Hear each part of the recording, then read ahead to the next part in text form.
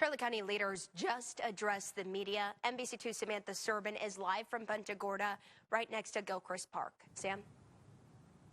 Hey, Christy, Elise. Yeah, I'm in the historic district in Punta Gorda where it is known to flood even on a regular summer storm day. And that's why they've got the road closed sign and the road subject to flooding signs right here. They are prepared. These brick roads right here, we are at the corner of Berry Street and West Retta Esplanade. These roads always flood. I can tell you, I was right here on this road after Idalia, and this road was so deeply covered with water, I couldn't even make it a little bit of the ways down, even in my rain boots that had come up to my knees. And so one of the big things that Charlotte County leaders are stressing is you want to be away from these low-lying areas in the barrier islands. That's why if you can get away, get to a friend's house, a family member's house. You don't have to go to the other coast. Just 10, 20 miles should keep you safe from that water. And so if we look down this street a little bit, if we can come down, I'll walk down Berry Street just a little bit to show you how some people are preparing in this historic district neighborhood. We've got a couple of houses right here. We'll show you this garage right here where it's actually got some sandbags lined across the bottom of the garage here to prepare to try to keep the water out, because more than likely these people know that this water, it comes up after the storm, because we are right next to the Peace River. So if you're in this area, that low-lying area of Punta Gorda, any of the barrier islands in manufactured homes, you're going to want to evacuate. And we spoke with the Emergency Management Director, Patrick Fuller, about why you want to do that and why it's the water that's so dangerous.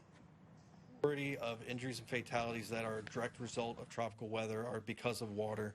60% of the 90% of fatalities that happen because of water are associated with storm surge.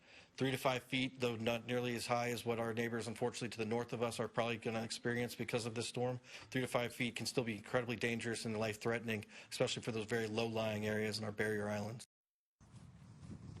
And that's why, as of right now, at 4 o'clock, the fire department is actually pulling the firefighters off Don Pedro Island. That island you can only get to by ferry. There's a couple firefighters that are staged there. And for their own safety, those firefighters are being pulled off the island as of 4 o'clock. That is just one sign that if you are on those barrier islands, you need to evacuate. Now, as for here in the city of Punta Gorda, they declared a local state of emergency this morning, and I want to show you these signs that are going to be available to you. You can pick them up at any of the fire stations around town, and there's two versions. This green version I want to show you first. If you put it up on your front window, your front door, that tells first responders that anyone inside is okay. There is no medical emergency. There's no major damage. So that's the good sign, green for good. Now, red, on the other hand, this means you need help. So if something happens during the storm, you want to go ahead and put this on a front window, a front door, somewhere first responders can easily see this and recognize the red sign and the help language here. That is what will grab their attention and bring them to you after this storm is over. So again, you can pick these up at any of the fire stations here in the city of Punta Gorda. For now, I'm live and local from downtown Punta Gorda. Samantha Serban, NBC2. Thank you, Sam.